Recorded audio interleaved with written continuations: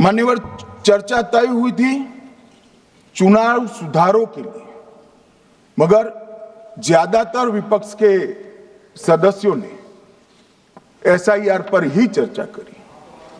अब चर्चा इन्होंने जिस तरह से शुरू करी है, जवाब तो मुझे देना पड़ेगा मान्यवर, और मैं मानता हूं उनको सुनना भी चाहिए। मान्यवर, इस एसआईआर पर, गहन पुनर्निरीक्षण पर एक तरफा 4 महीने से झूठ फैलाया और देश की जनता को गुमराह करने का प्रयास किया।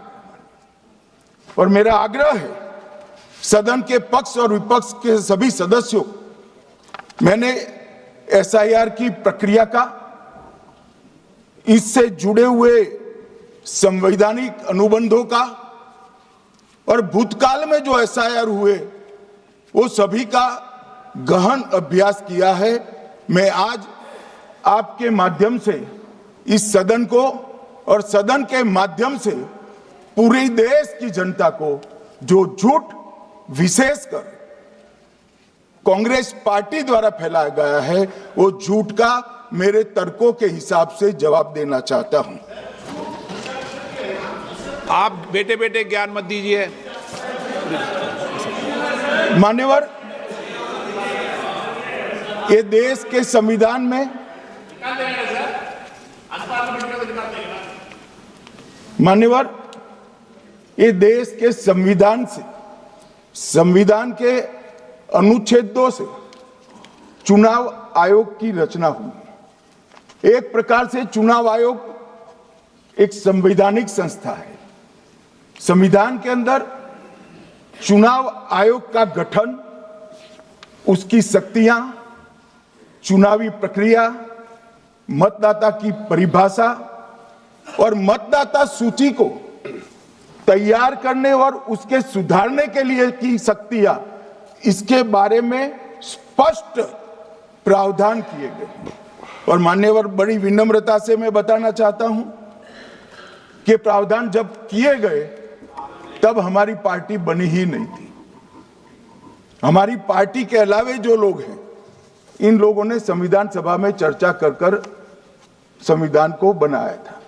इसलिए ये पूरी चुनाव की प्रक्रिया जो संविधान के अंदर व्याख्यायित की गई है और आज जो हो रहा है, ये दोनों के बीच में क्या अंतर है और आरोप क्या है, इसको मैं जवाब देना चाहता हूं। माननीय, फ्री एंड फेयर चुनाव कराने का हमारा संविधान ने जिम्मेदारी चुनाव आयोग की तय की। मतदाता सूची बनाने की और मतदाता सूची में सुधार करने की जिम्मेदारी भी चुनाव आयोग को दी।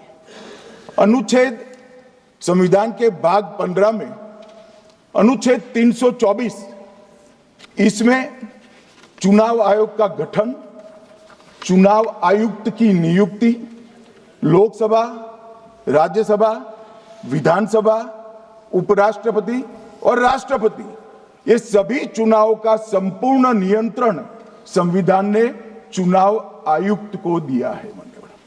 और चुनाव आयुक्त एक से ज्यादा हो तो इलेक्शन कमिश्नर को दिया है। अब 325 जो अनुच्छेद है, वो किसी भी पात्र मतदाता को मतदाता सूची से बाहर नहीं रखा जाता, इसका प्रावधान करता है। मगर 326 एक गहन पुनर्निरीक्षण के लिए, एसआईआर के लिए बहुत महत्वपूर्ण है। क्या है 326 मान्यवर? इन्होंने मतदाता की पात्रता, योग्यता और मतदाता होने की शर्तें आर्टिकल 326 में तय की है। और वो शर्तें क्या है? सबसे पहली शर्त है कि मतदाता भारत का नागरिक होना चाहिए, विदेशी नहीं होना चाहिए। ये सबसे पहली शर्त है। और ये कह रहे हैं कि चुनाव आयोग क्यों ये कर रहा है? भाई, इसका दायित्व है, इसलिए कर रहे हैं। दूसरी है 18 साल से ज्यादा आयु का व्यक्ति मतदाता बन सकता है।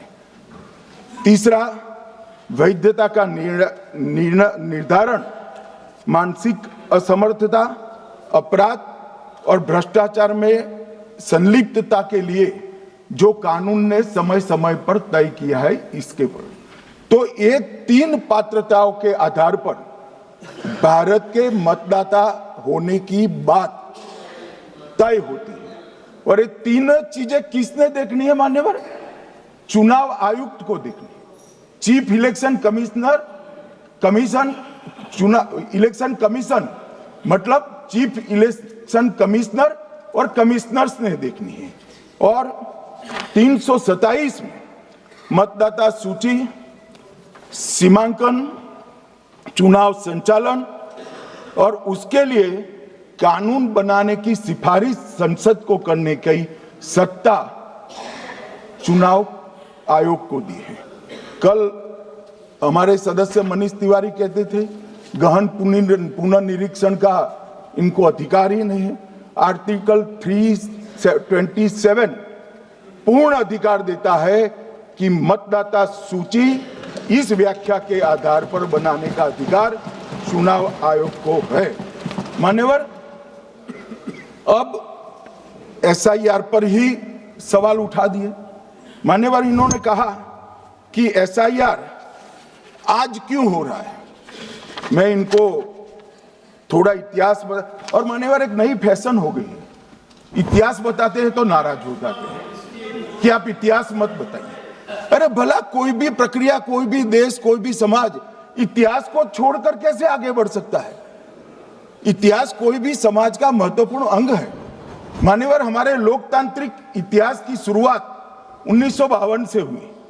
तो सबसे पहला गहन पुनर्निरीक्षण एसआईआर कब हुआ? 1952 में। एसआईआर की क्या जरूरत है वो कहते हैं, इसलिए मैं कहता हूं। तो उस वक्त प्रधानमंत्री कौन थे? जवाहरलाल नेहरू। किस पार्टी से थे? कांग्रेस पार्टी से। दूसरा कब हुआ? 1957 में। फिर जवाहरलाल नेहरू प्रधानमंत्री थे, कांग्रेस पार्टी से थे। तीसरा हुआ 61 में, उसमें भी जवाहरलाल नेहरू प्रधानमंत्री थे और कांग्रेस पार्टी थे। 65-66 में भी हुआ, एक ही गहन पुनर्निरीक्षण 2 साल में हुआ। उस वक्त भी श्री लाल बहादुर शास्त्री प्रधानमंत्री थे, कांग्रेस पार्टी थे। 83-84 में हुआ, इंदिरा जी थी। 87-89 में हुआ, राजीव गांधी थे। 92-93-95 में हुआ, नरसिम्हा राव थे। 2002 और 3 में हुआ, तब श्री अटल बिहारी वाजपेयी थे। मान्यवर, 2004 में गहन पुनर्निरीक्षण समाप्त हुआ, तब डॉक्टर मनमोहन सिंह जी प्रधानमंत्री थे। तो 2, 3, 4 का एक गहन पुनर्निरीक्षण हुआ, एसआईआर हुआ। उसमें 2 साल एनडीए के प्रधानमंत्री थे, भाजपा के थे, और 1 साल डॉक्टर मनमोहन सिंह। 2004 के बाद सीधा 2025 में गहन पुनर्निरीक्षण हो रहा है।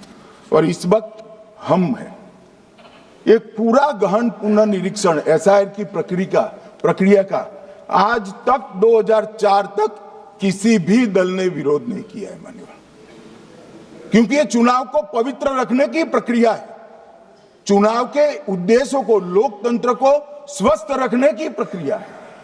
अगर लोकतंत्र में चुनाव जिसके आधार पर होते हैं वो मतदाता सूची ही प्रदूषित है, तो चुनाव कैसे साफ और सुथरे हो सकते हैं? मानो समय समय पर मतदाता सूची का गहन पुनर्निरीक्षण जरूरी है।